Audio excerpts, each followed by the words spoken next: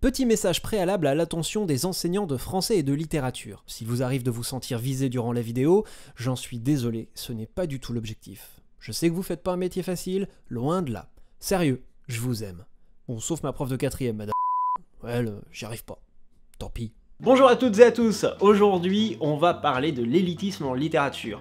On va parler des gardiens du temple de la culture avec un grand Q, des défenseurs de la distinction entre petite et grande littérature ou entre vraie et fausse littérature, rien que de le dire ça me fait du mal aux oreilles, et on va parler de tous les visages que cette distinction peut revêtir. On va parler des genres boudés, des salles de classe au prix prestigieux en passant par les médias, on va aussi parler des auteurs auto-édités, ces créatures sans foi ni loi, on va parler de l'industrie du livre, et pour celles et ceux qui se demandent où je veux en venir, qui se disent ouais c'est bon, c'est fini tout ça, il n'y a plus personne qui pense comme ça, laissez-moi vous dire que bah non, pas vraiment. L'élitisme en littérature existe toujours, et il est toujours très préjudiciable pour les lectrices-lecteurs, les autrices-auteurs, les lycéens, pour la discipline en général. Quand on considère une œuvre sans même l'avoir ouverte comme incapable d'enrichir la discipline, pour ma part, c'est la littérature qui en pâtit dans son entièreté. Et enfin, même si pour vous c'est réglé, la petite littérature, la grande littérature sont des trucs qui n'existent pas, bah, je vous invite quand même à regarder la vidéo, parce qu'on va peut-être aborder des trucs intéressants, et puis en plus, il y a un guest. Mesdames, messieurs, en duplex, nous accueillons Kurt de la chaîne Suck My Caddick. Kurt, comment vas-tu ? Alors, salut à toi Moon et salut à tout le monde. Tout d'abord, je voulais te remercier de m'avoir invité sur ta chaîne, et puisque tu poses la question, bah ça va plutôt pas mal, sauf qu'en ce moment... Alors Kurt, j'ai ton script sous les yeux. Ouais, c'est pas mal, je te propose 2-3 petites modifications. Alors, premier paragraphe, deuxième phrase. Je pense qu'il vaut mieux que tu dises nécessaire plutôt qu'essentiel. Le deuxième paragraphe, on coupe. Le troisième paragraphe aussi. Et là, sur le quatrième, on va pas parler de Dan Simmons, mais plutôt de Peter Hamilton. Alors attends, si tu veux, je vais t'écrire ce que tu dois dire. Kurt ? Bon, on aura peut-être un guest, on verra. Ma première rencontre avec l'élitisme en littérature remonte à ma 4ème. Fin du cours de français, mon pote et moi nous prêtions des bouquins sous l'œil scrutateur de notre prof de français de l'époque, Madame. Parmi ces bouquins, je m'en souviens très bien, il y avait Christine de Stephen King, donc le roman qui parle d'une voiture qui tue des gens. Et en remarquant cette couverture, Madame a soufflé et s'est fendue d'un commentaire très sympa. Eh bien, vous feriez mieux de lire de la vraie littérature plutôt que de perdre votre temps avec ça. Cette anecdote est navrante, un petit peu.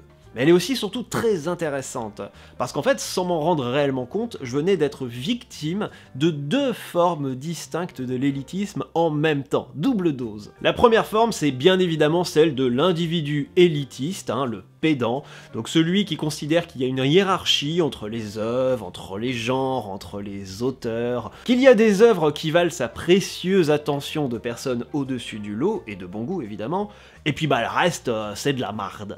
On en connaît tous au moins un, on en rencontre pas mal des spécimens de ce type, même au sein de nos propres communautés, par exemple qui parlent de SFFF, même au fond de chacun d'entre nous, on peut être un peu amené parfois à avoir des réactions un peu pédantes, un peu élitistes. Voilà. C'est chiant, c'est préjudiciable, on va en parler de ce style d'élitisme, mais c'est pas le plus grave. Le seul problème dans mon anecdote, c'est que Madame était prof de français. Et grâce à son statut de prof de français, elle disposait du terrible pouvoir d'employer une autre forme d'élitisme, une forme beaucoup plus préjudiciable qui peut engendrer d'affreuses conséquences. J'ai nommé l'élitisme institué, celui des grands gardiens du temple, comme on disait tout à l'heure, celui des sachants de la culture légitime, celui qui se tapille dans les plaquettes pédagogiques de l'éducation nationale, mais aussi dans les salles de rédac de presse littéraire ou dans les grands prix prestigieux. En tout cas, cet élitisme qui, ce jour sombre et pluvieux de 4ème, s'est attaqué à ma culture et aurait pu avoir raison de ma culture si j'avais pas été un peu un sale gosse. Cet élitisme qui aurait pu me faire croire, en tout cas qui a tenté de me persuader qu'il y a les œuvres importantes qui méritent mon attention de personne de bon goût, et le reste.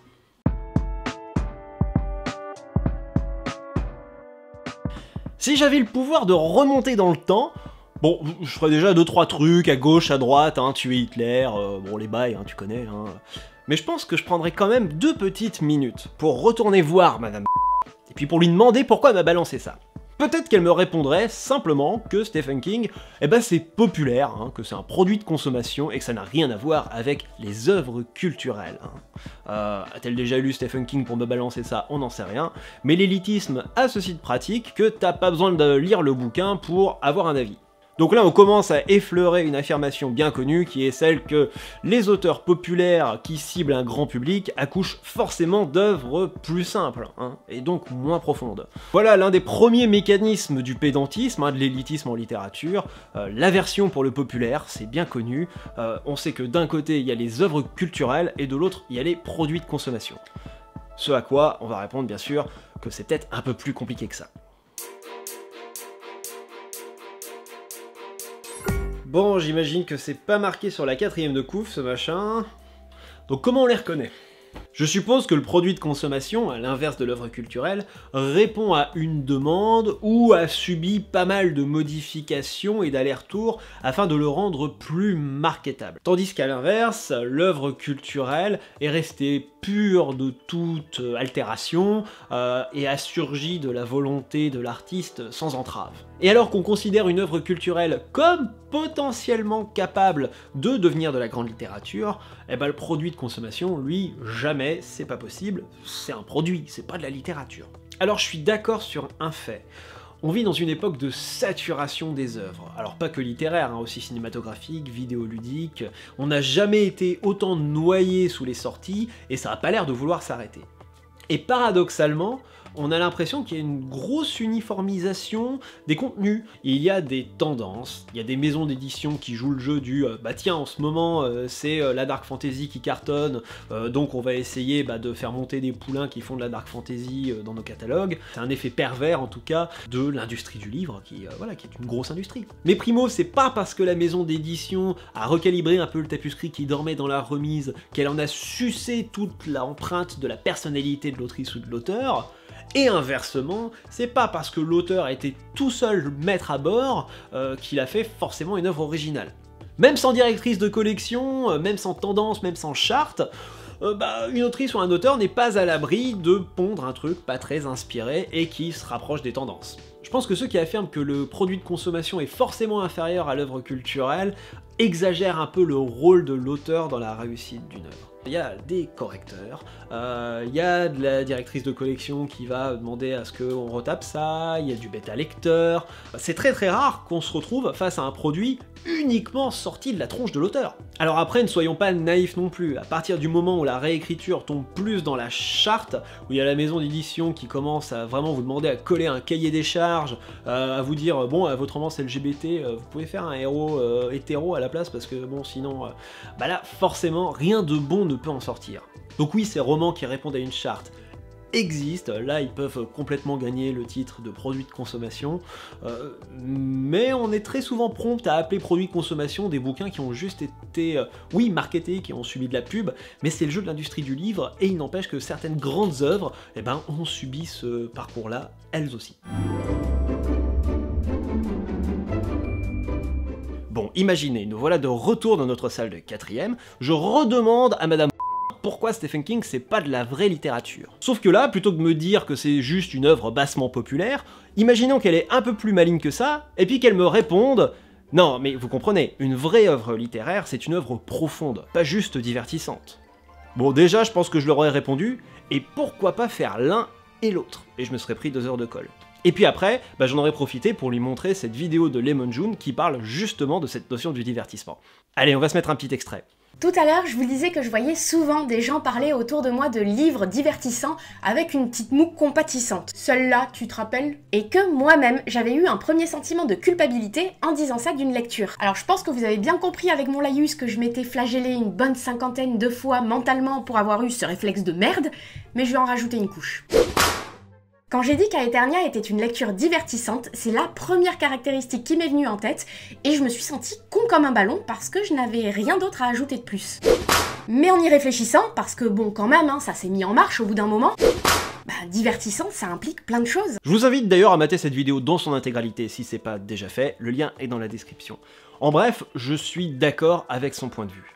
Accoucher d'une œuvre catchy, divertissante, tourne-page, en bref, d'un bon roman, eh ben ça demande un paquet d'efforts, ça demande un paquet de techniques, de maîtrise, de brio. Alors dans sa vidéo, Lemon June parle d'Eternia de Gabriel Katz, que je n'ai pas lu, mais de Gabriel Katz, j'ai lu la trilogie du Puits des Mémoires, et je peux vous assurer qu'en lisant ça, on s'aperçoit qu'il y a de la maîtrise. Gabriel Katz sait jouer justement sur tout ce qui est suspense, sur tout ce qui est attente du lecteur, il sait employer les clichés de la fantasy à bon escient, il sait les subvertir quand le besoin se fait sentir. La manière dont il gère l'intrigue, dont il gère l'arc narratif de chacun de ses personnages, le suspense, tout ça pourrait être étudié, on pourrait passer des heures dessus. Sauf que l'élitiste, ce genre de brio, ce genre de maîtrise, eh ben il s'en fout complètement, pour lui ça ne vaut pas le coup, ça n'est pas digne d'être étudié. Non, ce qui est digne d'être étudié, c'est les romans dont on dit qu'ils ont de la profondeur. Alors j'imagine que là-dedans, il doit ranger tous les romans qui disposent de messages, les romans qui tentent de nous éclairer sur la condition humaine, ou qui veulent développer des concepts philosophiques. Pour ma part, je pense que c'est en fait deux démarches complètement différentes, qu'il n'y en a pas une qui est plus importante que l'autre, qu'il n'y en a pas une qui mérite d'être étudiée au détriment de l'autre, même qu'il n'y en a pas une qui est plus littéraire que l'autre. Comparer des romans qui se contentent de mener une bonne histoire et des romans qui comporteraient une autre démarche, pour moi c'est comparer des oranges et des navets. C'est pas les bons fruits et légumes, je crois. Il y a même des bouquins à messages empreints de cette fameuse profondeur que j'ai trouvé mauvais, voire nul à chier, et d'autres romans qui se contentaient justement de mener une intrigue et de remplir leur rôle de divertissement, que j'ai trouvé géniaux et sur lesquels on pourrait s'attarder pendant des heures juste à les décortiquer, à comprendre comment ils parviennent à créer ça, quoi. Petit aparté, prudence au sujet de ce qualificatif juste divertissant. Parfois il vient de la critique qui réfute d'emblée à l'œuvre la possibilité d'être profonde ou la possibilité d'aborder des thématiques riches. Pourtant je vous garantis qu'on peut tirer des concepts très intéressants de ces fameux bouquins juste divertissants. Tout dépend de la focale qu'on choisit. Et puis cette histoire de profondeur, que je trouve honnêtement un peu flottante, on peut presque dire qu'elle est subjective. Pour le même bouquin, tu peux avoir un lecteur dont l'intrigue va résonner avec des moments de son vécu, avec des étapes de sa vie, il va pouvoir en extraire des trésors de sens, il va vibrer avec les personnages, tandis que pour un autre lecteur, ça va lui toucher la gauche sans faire bouger la droite. Et puis parfois, ça se passe avec la même personne et avec le même bouquin, où il suffit simplement de quelques années d'intervalle entre les deux lectures, pour qu'on passe d'une lecture très plate, où il se passe rien, à une lecture bouleversante, où on peut en extraire plein de concepts qui nous permettent de reconsidérer plein de choses. Pour finir d'enterrer cette notion de profondeur, je vous invite à lire la nouvelle de Suskind qui s'appelle L'exigence de profondeur, qui se trouve dans Combat et autres nouvelles, ou un titre comme ça. Je vous invite à le découvrir, vous allez voir. Après la notion de profondeur, vous avez terminé. En résumé, je pense que toutes les démarches littéraires sont non seulement valables, mais surtout importantes et légitimes. Légitimes à devenir des objets d'étude, à être étudiés, en ce qu'elles contribuent toutes à enrichir la discipline littéraire, peu importe sous quel angle, peu importe de quelle manière. Bon, revenons-en à Madame la prof de français de 4ème qui commence sûrement à s'ennuyer dans son coin. De retour dans la salle de classe, imaginons un instant que, plutôt que de lire du Stephen King, j'aurais lu un roman de SF. Allez, par exemple, Isolation de Greg Egan, roman que je vous conseille, qui est vachement bien. Et là, Madame m'aurait balancé... ah oui, non, mais la SF, c'est pas de la littérature. Bon, vous allez dire que ce type d'élitisme est un peu daté, que c'est fini maintenant, on considère la SF, la fantasy, le polar, le genre horrifique, comme des genres à part entière qui méritent d'être étudiés, il y a une presse qui en parle, il y a des prix qui les récompensent, c'est bon, c'est réglé quoi. Vraiment. J'ai dit vraiment.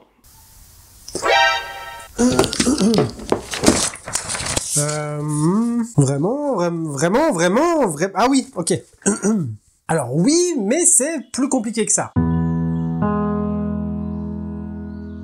J'ai commencé à lire de la SF il y a quelques années. Il s'est écoulé quelques années de plus avant que le genre m'obsède au point de ne plus rien lire d'autre. Comme beaucoup de monde, j'ai commencé à forger ma culture au gré des rencontres sur les sites spécialisés, les forums et enfin grâce aux réseaux sociaux. De sorte que j'ai fini par vivre dans un pseudo-univers où la science-fiction et de manière plus générale la littérature de l'imaginaire prédomine. Du coup, j'ai du mal à me figurer que derrière la montagne de livres du genre que j'ai lu et qui m'attend encore se trouve une montagne encore plus impressionnante, la littérature générale. Et c'est cool parce que finalement cette autarcie me protège pêche pas mal du dédain et de la condescendance des défenseurs acharnés de la blanche. Mais je ne suis pas aveugle et en grattant un peu, je m'aperçois que même au niveau institutionnel, la littérature de science-fiction fait encore mauvais genre.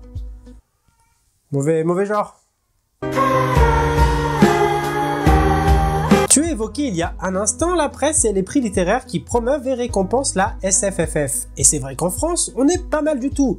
Le prix ActuSF, le prix des Utopiales ou encore le Grand Prix de l'Imaginaire par exemple, décernent chaque année leur prix à de grandes œuvres ou à des grands auteurs de science-fiction, et je dois admettre que leurs sélections sont souvent très alléchantes. Le problème, je pense, c'est que le Renaudot ou le Goncourt garantissent à leur primé des tirages exceptionnels et une distribution internationale, là où même avec la meilleure volonté du monde, les passionnés et les blogueurs de tout poil ne garantissent au livre de genre qu'un succès d'estime. C'est triste et ça révèle une chose. La France entretient avec son patrimoine littéraire une relation presque malsaine, et on ne peut pas lui en vouloir. Zola, Hugo, Maupassant, Balzac ou encore Stendhal ont fait rayonner la France sur le plan international. Leurs œuvres leur ont survécu, elles nous survivront, et survivront probablement à nos petits-enfants. C'est un legs incroyable pour la littérature française et mondiale, un legs tellement incroyable et pesant en fait que les grandes maisons d'édition et les grands prix continue année après année de promouvoir une certaine tradition française. La conséquence de tout ça, c'est que du point de vue médiatique au moins, la littérature blanche étouffe littéralement le reste de la production. Et ce n'est à vrai dire qu'une intuition, mais je ne peux pas m'empêcher de penser que le fait de ne pas récompenser d'œuvres de SFFF au Grand Prix est un acte militant. Ne pas même inclure d'œuvres de SF dans sa sélection, au fond, c'est nier l'existence du genre. Toutefois, tout n'est pas perdu. Déjà, les initiatives de petites maisons d'édition spécialisées ou de grands festivals de l'imaginaire se multiplient pour encourager le genre. À côté de ça, le cinéma et la télé plus particulièrement s'intéressent de près à la littérature SF et leurs adaptations amènent de nouveaux curieux dans le cercle. L'enseignement aussi commence à prendre le genre au sérieux, il est vu au collège, étudié à l'université, et très récemment, le MOOC, un cours gratuit et accessible en ligne, élaboré par un ensemble d'enseignants universitaires, a proposé une version SF de son cursus. Mais cette bienveillance à l'égard du genre reste encore marginale, et même si elle fait du bien, je dois admettre que je ne peux pas m'empêcher parfois de la trouver maladroite, voire carrément malhonnête. Maladroite quand, par exemple, un intervenant fier de lui revendique son goût pour la pop culture et dit de la science-fiction littéraire que c'est, je cite, une formidable porte ouverte vers la littérature générale. Alors bon, c'est gentil, hein, mais en fait, non, pas du tout. Lire de la science-fiction est une fin en soi. Je dis de la SF parce que ça me procure du plaisir et de l'émerveillement, parce que parfois, ça me fait me poser des questions, et que d'autres fois, ça m'empêche de m'en poser trop. J'en lis parce que j'aime ça, et c'est tout. Je ne mettrai même probablement jamais un pied dans la littérature générale. Non pas que je déteste ça, mais je n'y trouve simplement pas d'intérêt. Et enfin, je trouve cette bienveillance malhonnête quand la littérature classique s'approprie la SF,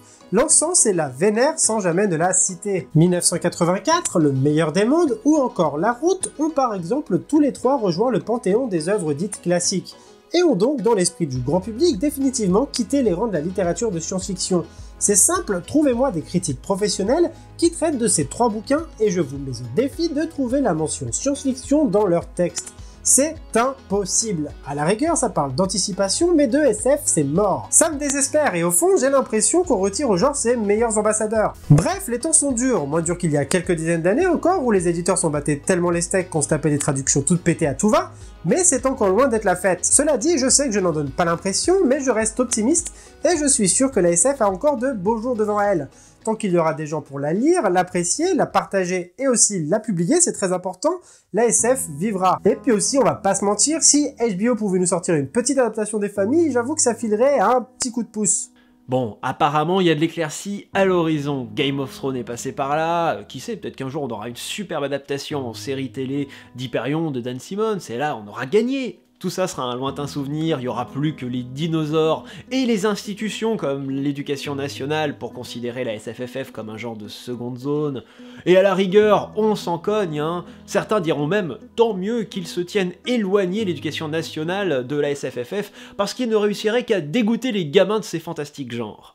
Sauf que non, c'est oublier que l'éducation nationale joue un rôle très important dans la construction de nos goûts, dans la dimension sociale du goût, et faire justement que cette SFFF reste éloignée de l'éducation nationale, eh ben c'est le meilleur moyen de continuer à considérer ces genres comme un peu illégitimes au fond. Et en tenant ces genres à l'écart, bah, c'est le meilleur moyen pour que des gens qui pourraient s'intéresser à la SFFF, pourraient en lire, pourraient même en écrire, eh bien ne croiseront jamais le chemin de la SFFF.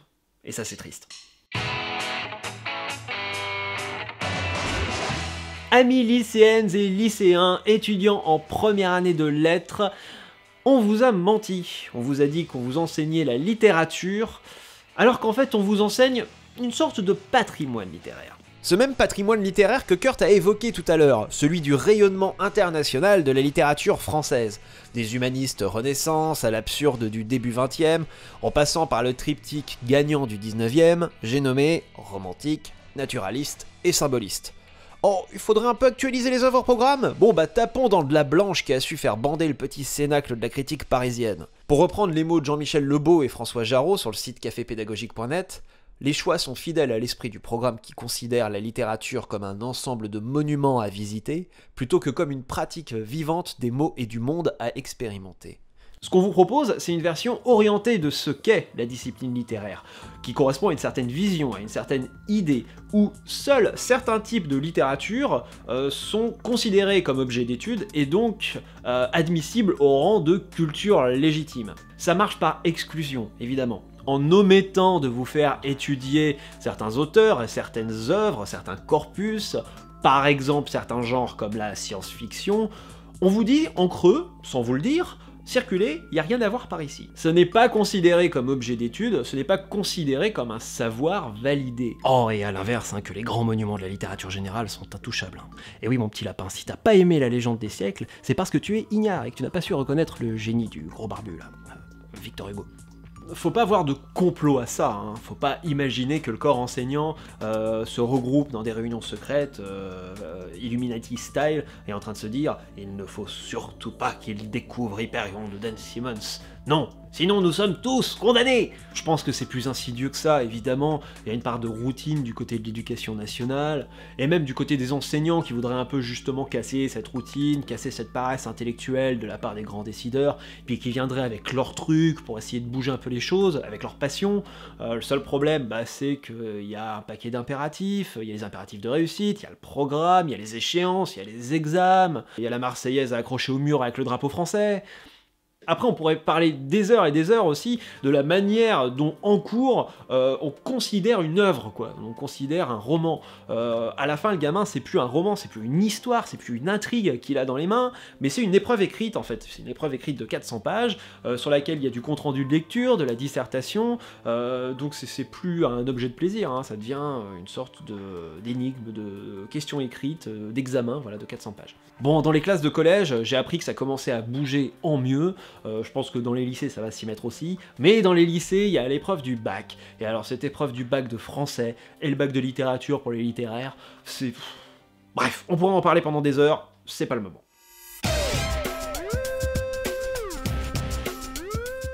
Bon, dans cette partie, on va développer une idée qui peut vous paraître un peu hors sujet vis-à-vis de tout ce dont on a parlé, mais qui pourtant relève d'une forme de pédantisme, donc moi je pense qu'elle est pas du tout hors sujet, puis c'est ma vidéo, je fais ce que je veux. On va parler de l'auto-édition. Alors si vous avez déjà écrit et auto-édité l'un de vos romans, j'imagine que ce dialogue va vous faire sourire.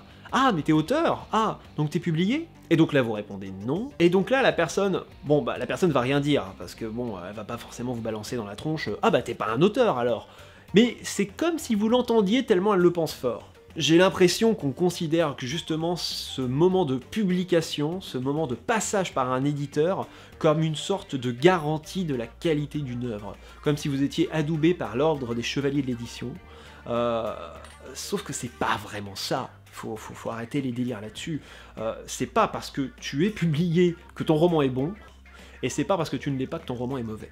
Là-dessus, je vous encourage à consulter un blog, qui est le blog de Stony, qui en parle beaucoup mieux que moi, parce que lui, il a pas mal frayé avec le milieu de l'édition. Le blog n'est plus actif à ce jour, mais il y a des articles, ce sont des pépites, et en plus c'est rédigé avec plein d'humour, donc c'est cool. Mais pour faire bref, on a un peu l'image d'une maison d'édition comme une sorte de père Fouras qui donnerait les clés aux valeureux et qui serait donc garante de la qualité d'une œuvre. C'est faux. Une maison d'édition, elle fonctionne pas par qualité, elle va fonctionner par certains critères. Déjà, est-ce que votre roman colle justement avec la ligne éditoriale de la directrice de collection? Donc non, 3 fois non, la qualité littéraire est à décorréler du publié ou pas publié. Je vais même pousser le bouchon un peu au niveau de la forme, parce que j'ai vu moi certains trucs sortis de maisons d'édition qui étaient bourrés de coquilles, d'incohérences, mise en page merdique, des veuves et des orphelines dans tous les sens, et à côté j'ai vu des bouquins auto-édités qui tenaient vachement mieux la route, avec des couves vachement sympas, et avec une mise en page nickel de chez nickel. Donc bon voilà, même au niveau de la forme, c'est pas gagné. Certaines maisons d'édition, faut dire ce qui est, faut être un peu méchant, n'en ont rien à branler, elles sont là pour remplir du catalogue, à tout prix, remplir du catalogue, qui colle plus ou moins avec leur ligne éditoriale, et les histoires de qualité, c'est un peu flottant. Alors oui, il arrive de tomber parfois sur un bouquin auto-édité, rédigé en Comic Sans, avec une faute à chaque mot et une couverture hideuse. Ouais mais bon, c'est pas parce qu'un rencard se passe mal qu'on ferme sa porte à l'amour. Donc pour terminer, un petit message d'encouragement aux autrices et aux auteurs. On est auteur à partir du moment où on écrit. Point. Pour ma part, il n'y a aucune légitimité à gagner en plus en étant publié. La légitimité, on l'a. Il y a juste le lecteur et l'auteur. Ensuite, bon, si t'es en quête de reconnaissance, si tu te sentirais plus sûr de toi, plus confiant dans ta prose parce que t'as été publié, pourquoi pas. Si simplement le fait d'être publié, c'est pour combler une lacune d'ego, je dirais que c'est un peu qui tout double, hein. Il y a beaucoup de déçus dans ce milieu, quoi. Donc si je pige un peu ta vidéo, tu serais en train de me dire qu'il n'y a pas de bons et de mauvais bouquins? Ah, forcément qu'on y arrive à cette question. Bon, de l'autre côté, je m'y attendais, c'est moi qui ai écrit le script. En tant que reviewer, booktuber, forcément que je me suis posé cette question. Du relativisme en quelque sorte. Est-ce que toutes les œuvres ne se vaudraient pas? Est-ce que au fond, ce qu'on dit être des qualités ou des défauts dans certains récits ne seraient pas des constructions? Peut-être que nos vies sont le songe d'un grand ancien et que ces notions de bons ou de mauvais bouquins... Dans une ancienne vidéo, j'avais déjà parlé de la manière dont j'abordais la critique littéraire en général, et aussi la manière dont j'abordais mes propres reviews, et je parlais donc de l'effort d'honnêteté, donc être honnête vis-à-vis de sa réception d'une œuvre, savoir dans quel contexte de lecture on la lit, notre connaissance du genre dans lequel l'œuvre s'inscrit, voilà, être honnête vis-à-vis de ça, et tout ce dont on vient parler dans cette vidéo, eh bien, faut savoir que c'est aussi un travail préliminaire qui, justement, complète, pour ma part, cet effort d'honnêteté. Alors s'interroger sur ses propres a priori, évidemment, sur ses propres biais est nécessaire, on en a tous. Moi dans cette vidéo j'ai eu un peu le bon rôle là à côté de cette pauvre prof de français, mais moi aussi hein, j'ai eu des biais, des constructions, j'ai en quelque sorte considéré pendant très longtemps qu'il y avait la hiérarchie entre les œuvres, et de temps en temps ça me frappe toujours un peu, faut que je fasse gaffe à ce que je dis. Savoir qu'ils existent ces biais c'est déjà un premier pas vers la liberté, et puis ensuite le second pas vers la liberté c'est de savoir qu'ils existent toujours, hein, puis qu'on peut pas être complètement objectif, complètement pur de tout a priori. J'en ai eu longtemps sur le young adult, sur la romance, voilà, on a des constructions, faut le savoir. Pour qu'il n'y ait pas de confusion, je rappelle quand même le propos de la vidéo, hein. C'est pas de dire que l'Assommoir de Zola c'est de la merde, mais c'est de dire que toutes les œuvres sont légitimes à devenir des objets d'étude, que de la SF auto-publiée comme Hunger Games, comme de la romance New Adult, sont capables d'enrichir la discipline littéraire, sont des œuvres littéraires, et donc il faut les considérer en tant que telles, que tout le milieu littéraire a à grandir en intégrant tout ça, justement, et donc tout le monde gagnerait à ce que la famille s'agrandisse, hein, justement, des terminales L au prix prestigieux, en passant par les salles de rédac, quoi. Alors cette vidéo s'adresse aussi à toi, pour te rassurer, que si jamais t'as lu Le Rouge et le Noir et que t'as pas su quoi en tirer, eh ben t'es pas une erreur de la nature.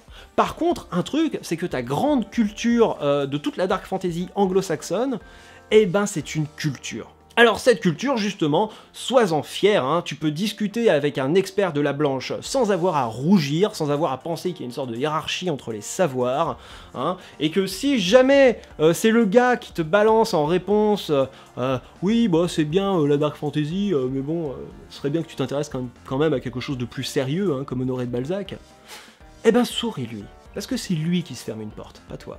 Kurt, un dernier mot pour la route ? Continuez de lire de la SF et d'en parler, de la vieille SF à papa ou de la SF contemporaine, de la grande science-fiction ou de la petite science-fiction d'artisan, on s'en fout, kiffez, et surtout épargnez vos profs de français, ils galèrent les pauvres.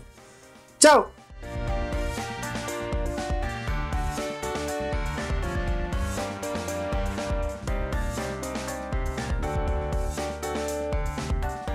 Ah, et j'allais oublier, si tu te poses la question par rapport à l'anecdote de la prof de français, ouais, c'est authentique, ouais. Mais ça fait longtemps, c'était il y a 15 ans, ça remonte. C'est oublié.